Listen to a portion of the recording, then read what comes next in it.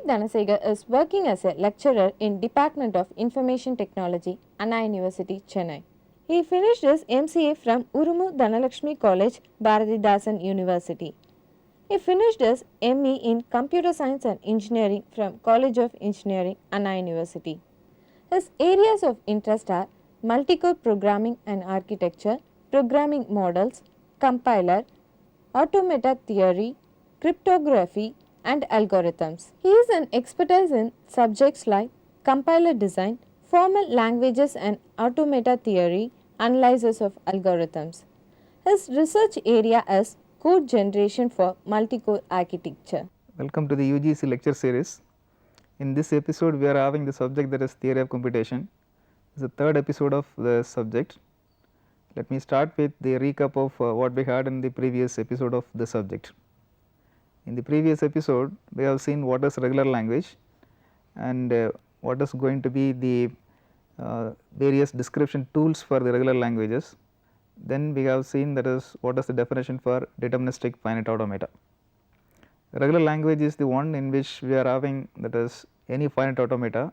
So, the language will be called regular, and it can be even recognized by regular expressions or finite automata in the form of deterministic or in the non-deterministic version. And afterwards we have seen the definition for deterministic finite automata. It is having 5 components: the set of all states, the alphabet, that is a finite set of symbols, then we have the transition function, then there is a starting state, it is unique, which is from the set of all states of the finite automata given for us, and then we have the set of all final states or the accepting states. So, that is a definition for the deterministic finite automata. And let us see that is how we are going to recognize the language, that means how the deterministic automata is going to recognize the language.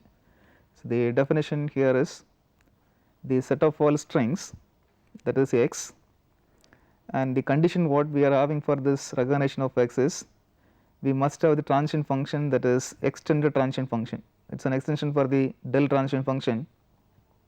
The difference here is if it is del, then the second component, that is the input, is going to be a single symbol, and if it is going to be the extended transition function, the second component is going to be a string of symbols. That is only difference.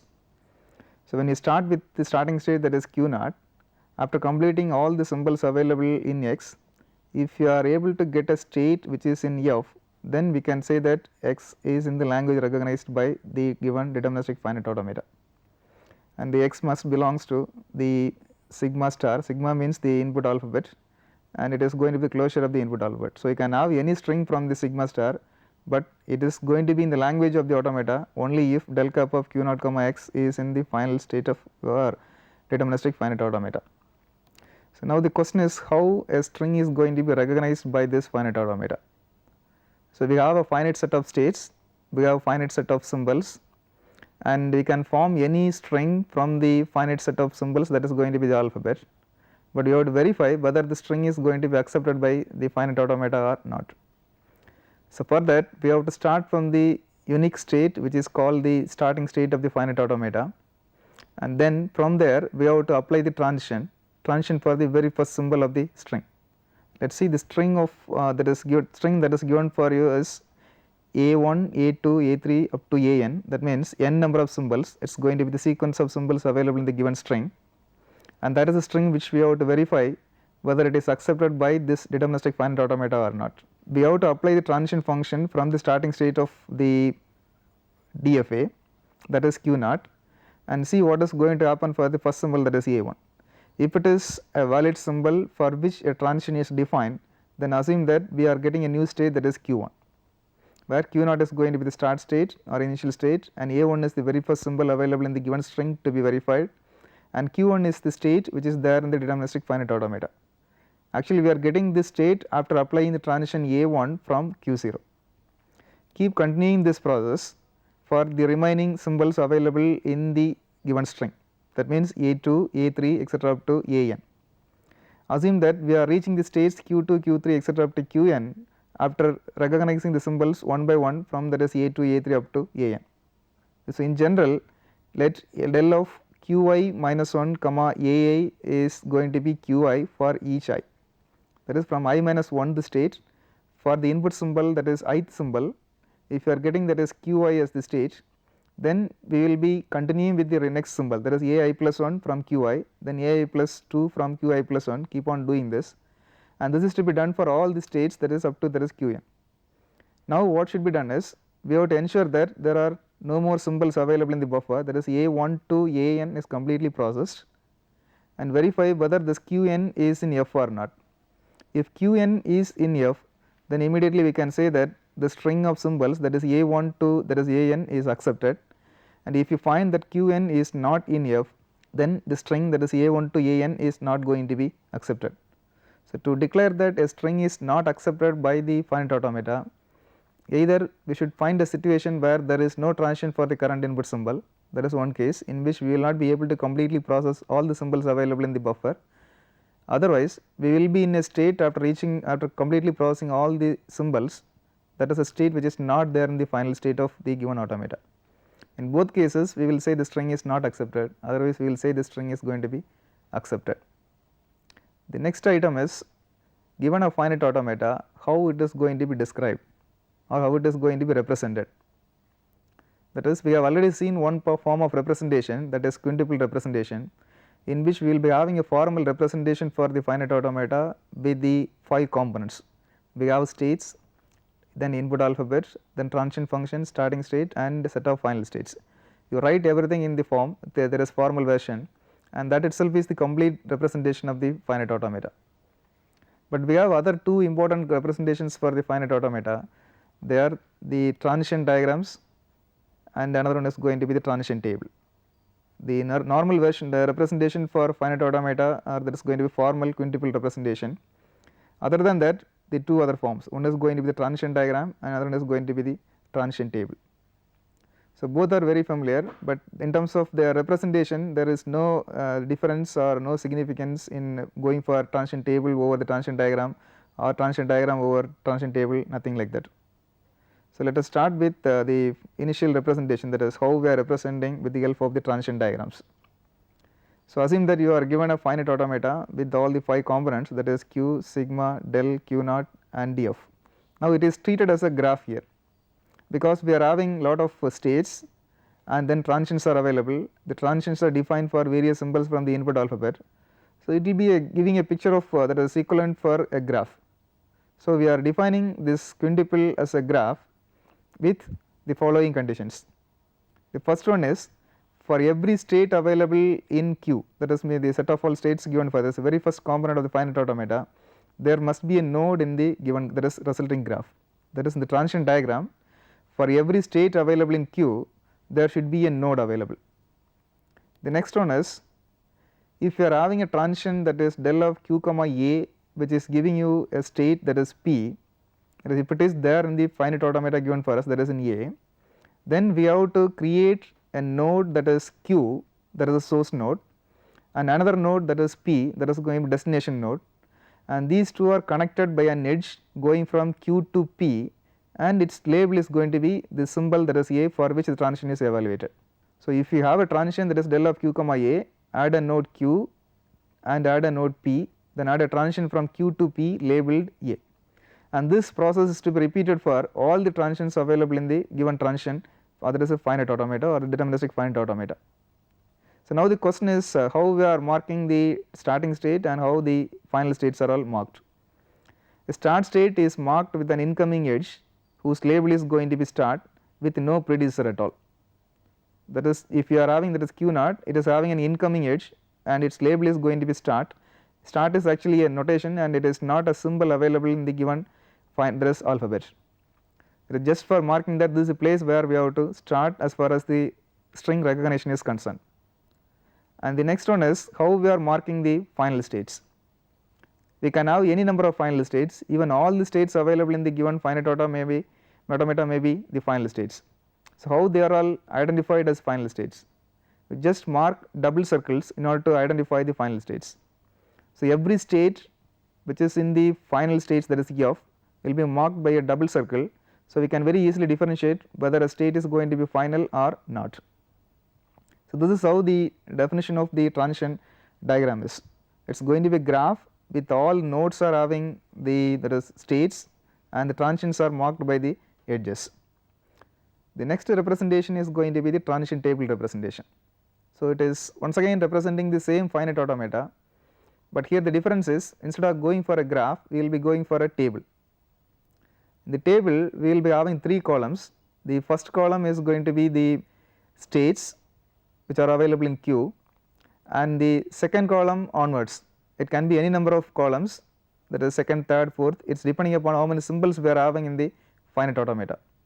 So if your alphabet has 2 number of symbols, then there will be 2 more columns available in the transition table, and each column is meant for 1 symbol available in the transition diagram. So that is what given here.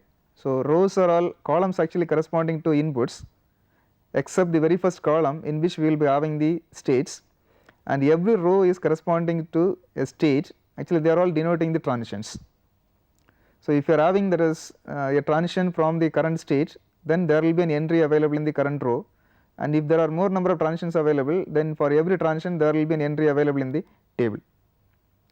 So the meaning of an entry available in the row is actually, if you are having that is Q as the row identification and A is the column identification, that is the row index is going to be Q and the column index is A, then actually that row represents the transition, that is del of Q comma A. And if it is going to be a new state, that is P, then we will be having in that corresponding cell an entry called P. So if del of Q comma A is equal to P, then in the row corresponding to Q, for the column corresponding to A, the answer is going to be P. And as usual, the starting state is actually marked with a small incoming arrow, because we do not have any other special symbol for marking the starting state and the final states, and the final states actually they are marked with small stars. So we have an example here. So this is a transition diagram. Actually it is going to recognize any string in which we are having a substring, that is 0, 1. You can think of any string, if you want to move from Q0 to Q1, we must recognize a 0, and similarly from Q1 to that is Q2, we need to have a 1. So this Q1 can be repeated any number of times. Even if you repeat any number of times, the resulting symbol is going to be 0. So you must have a single 0, at least one 0 in order to reach that Q1, and from Q1 to Q2 to reach we need at least a single 1. So we will be definitely having a substring that is 0, 1, then followed by that we have a symbol that is a transition for 0, 1, which is going from Q2 coming back to Q2 itself. So now you see that this is going to be the transition diagram representation. We have states, 3 states are there, Q0, Q1, Q2, they are all the nodes. The starting state is marked with a small incoming arrow with label start, which is not a symbol available in the alphabet. Then all the other transitions are labeled with the symbols from the alphabet, that is sigma. Actually the sigma is binary alphabet 0, 1. Then we have a single final state, that is going to be Q2, which is marked with double circles. This is a transition diagram representation, and the transition table is, since we are having 3 number of states Q0, Q1, Q2, the very first column is labeled with Q0, Q1 and Q2.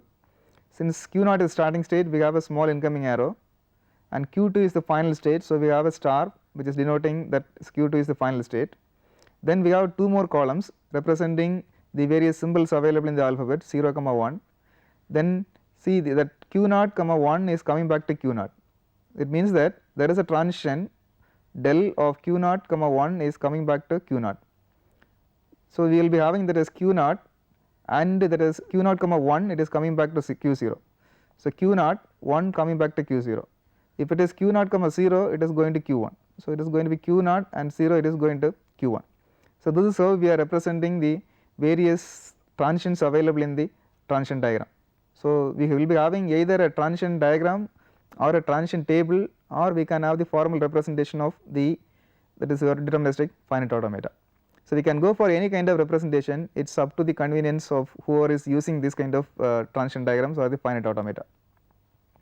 We have another example here, that is it is actually representing or denoting the set of all strings which are having even number of zeros and even number of ones. So the starting state is Q0, and even the final state is also going to be Q0. So if you take any path from that is Q0 to Q1, and then Q1 to Q2 and Q1 to Q2 to Q3 and coming back to Q0, or whatever be the transitions we are taking, we will be having even number of zeros and even number of ones. Just for example, you can take a path from that is Q0, Q1, and once again coming back Q0. It means that 1 and 1 are the labels available. So there are 2 number of 1s available and 0 number of 0s available. If it is from Q0 to Q1, then Q1 to Q2, then Q2 to Q1, and then Q2 to Q0, we will be having, that is, 2 number of 0s and 2 number of 1s.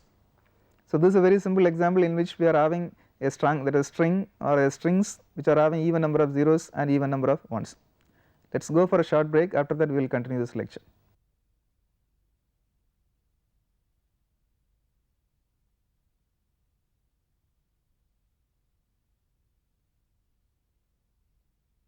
Welcome back. Just before this break we have seen that is how a string is going to be processed and how the deterministic finite automata are represented. And here we have an example in which how a string is going to be processed by the extended transition function, that is del cap.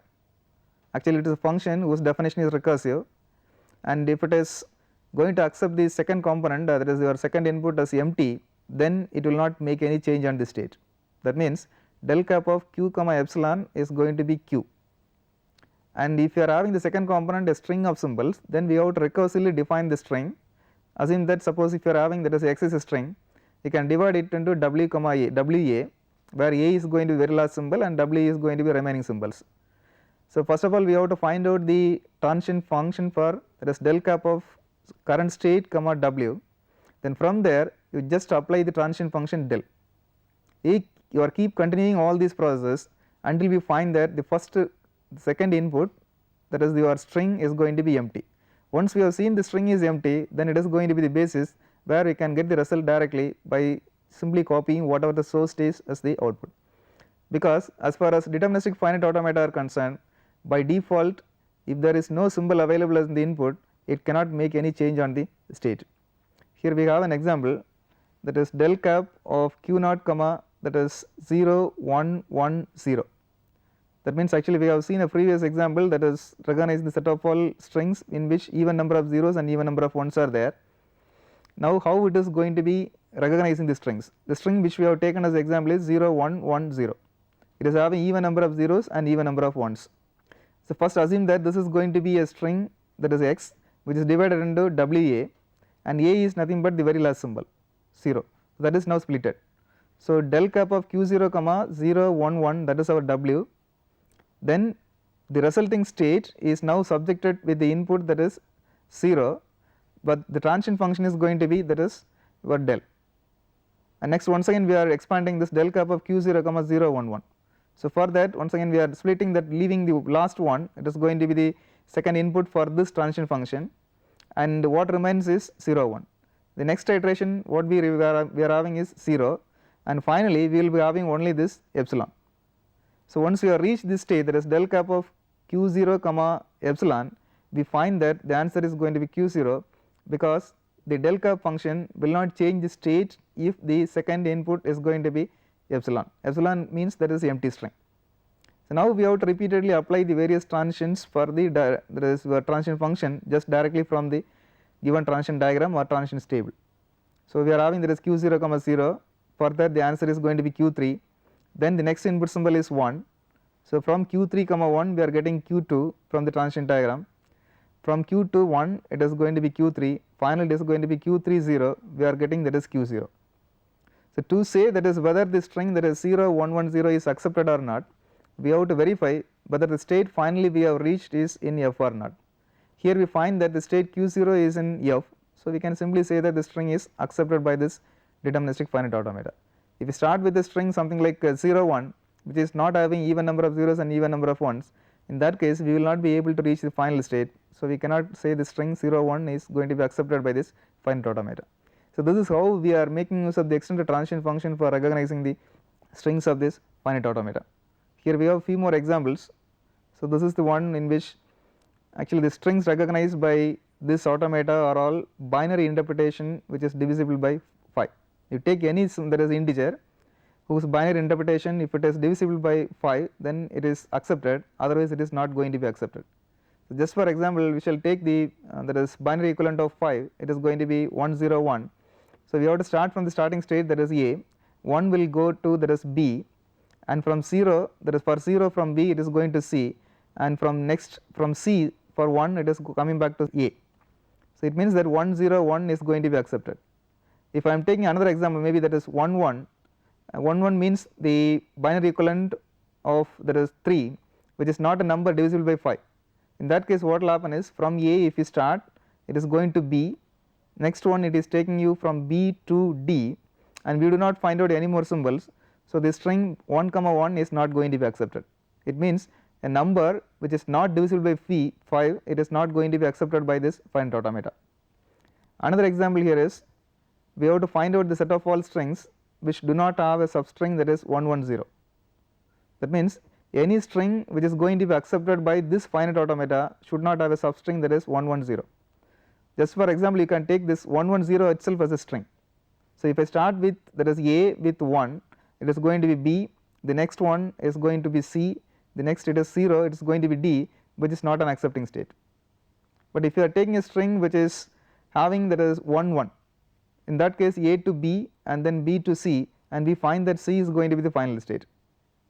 Another category of finite automata are the strings, so all the strings that contain the substring that is given string, that maybe it is 0 1 0 1. Here is an example, we have to find out all the substrings in which 0 1 0 1 is there. You can see 0 1 0 1 itself as a string you can take. So, from A 0 it is going to B, 1 it is going to C, and another 0 it is going to D, then another that is last 1 it is going to E. So, if you are taking any string, definitely it should have at least the substring that is 0 1 0 1, then only you will be able to reach the final state of the automata, that is going to be E. So, we have seen 3 classes of problems. One is some kind of number is given for you, and we have to find out what is its numeric equivalent and whether it is going to be accepted by this finite automata or not. Another class of strings in which we will find whether a substring is there or not, that is we have to find all the strings in which a substring is there inside the string. And another class of problems, we have to given that a substring, we are given a substring and that should not be there. So, we have to find out strings that are containing a substring, and we have to find out the strings that are not containing a substring. So, these are the class of problems we will be able to, that we will be finding as far as this finite automata are concerned. When you are there is asked to construct a finite automata, these 3 kind of problems may be expected. So, then next one is going to be the definition for non-deterministic finite automata. We have seen the definition for deterministic one.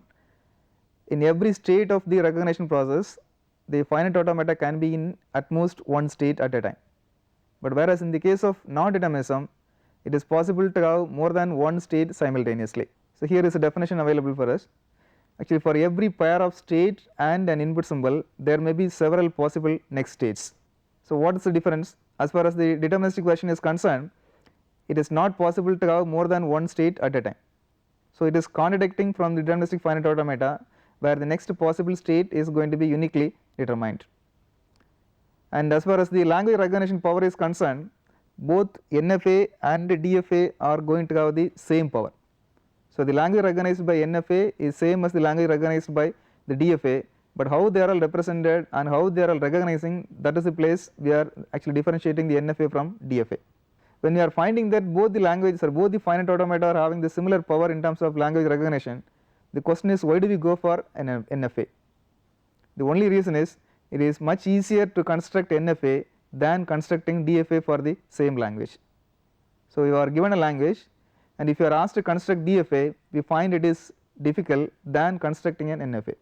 So, what we will do is start from the NFA, and then we have procedure for converting the NFA to DFA, and then the DFA can be used as a recognizer.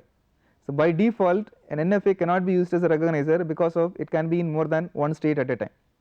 So, we will always go for DFA, but we will start with NFA, convert it into DFA, then we will make use of the deterministic finite automata. Here is the definition for the NFA. The similar way of that is defining a DFA, we are defining that NFA also. So, it is having 5 components Q, sigma, del, Q naught, F, and the definition or the meaning of Q is same as what the meaning of Q in the DFA. It is having finite set of states, sigma is the finite set of input symbols, and then we are having the transition function. Before coming to the transition function, let me finish, that is what is the starting state. Q naught is the starting state, it actually belongs to Q, and F is set of final states or accepting states, that is designating that whether a string is going to be accepted or not. And the transition function is we are having that is two inputs, one is q and another one is going to be the symbol, input symbol, and the output is q as far as the DFA is concerned, but here we are having 2 power q. What does it mean is, we may get any subset of states from this q, actually any subset from the power set of this q. Suppose if you are given that is 3 states q0, q1, q2, if it is DFA, the resulting state is going to be either q0 or q1 or q2. As far as NFA is concerned, we may get q0 or q1 or q2, or we may get the combination of any of these 3 states. We may get either q0 q1 or q1 q2 or q0 q2, or we may even get q0 q1 q2 also. If the transition is not defined there, then we will get null. So that means there won't be any state as output, but if the transition is defined, the resulting state is going to have any subset from the power set of q. So that is the place actually we are able to differentiate whether a finite automata is going to be deterministic one or it is going to be a non-deterministic one. Already I told you that the construction of NFA from the given language specification is much easier. So that is the reason why we are going for NFA than directly going for the deterministic version of your finite automata. So here is one example available, which is actually the NFA accepting the strings from the alphabet 0, 1 actually ending with 0, 1. So the edges which are marked, that is given in the blue color, actually they are showing the non-determinism available in the finite automata. Starting state is q0, the final state is going to be q2.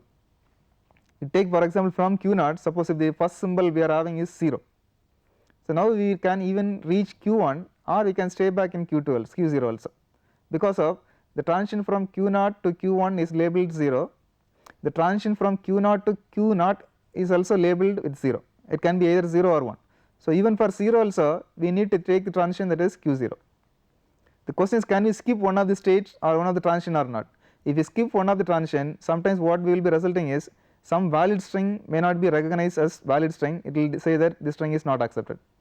So it is strictly required that we must take all possible transitions from every state.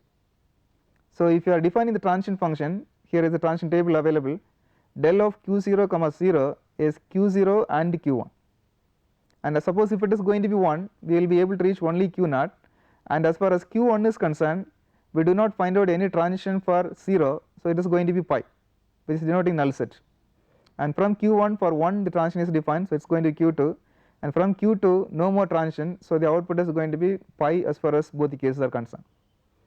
So even if you find at least for one transition there are more number of states available, the finite automata should be considered as a non-deterministic finite automata, and if you are sure that for all the resulting transitions, if you are getting only one state as output, the output is going to, or the finite automata is going to be a deterministic version. So we have another example here, it is strings containing either 0, 0 or 1, 1 as a substring. So here also it is going to be a non-deterministic version, we have that is q0, then 0 it is going to q1 as well as q0, and for 1 also we have a transition to q0 as well as we have a transition to that is going to be that is q3 also. So because of this we will be considering this particular that is finite automata as a non-deterministic finite automata. So the way in which we are differentiating the NFA from the DFA is how we are getting the transitions. So if you are able to be in a single state at a time, then it is going to be always that is deterministic finite automata, otherwise it is going to be a non-deterministic finite automata. So now we shall see that is a recap of what we have seen, the summary of that. We started with the definition of non-deterministic, that is we have seen that is various examples for deterministic finite automata, and we have seen that is how the strings are recognized by the deterministic finite automata with the help of extended transition functions, and then we have seen some more examples for deterministic finite automata, and finally we have seen the definition for non-deterministic finite automata. The question here is, why do we go for a non-deterministic finite automata when we are supposed to go for a deterministic finite automata? It is simply the reason that we find it is easier to recognize or construct the non-deterministic finite automata. The questions, there may be a possibility for asking a lot of questions as far as this component is concerned. Already I talked about that. We may be asked to find out a finite automata which is accepting a class of strings, like what is going to be numeric equivalent of that, and whether the number is going to be divisible by 5 or divisible by 3, whether they are available or not. And so the other one is going to be, that is the construction of DFA for the given language, that is what we are told. Then how we are that is representing the transition, there is a deterministic finite automata, either it is going to be a transition diagram or it is going to be a transition table. Then another one is the definition of non-deterministic finite automata.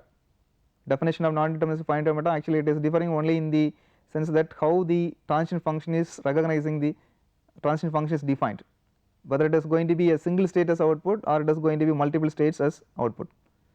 So the possible, there is questions like we may be asked to construct a deterministic finite automata for any of these things, all strings that are containing exactly 4 zeros, or strings ending with 1101, or strings exactly having 4 zeros and at least 2 ones. So strings starting with 0 and as odd length, or starting with 1 and as even number of length.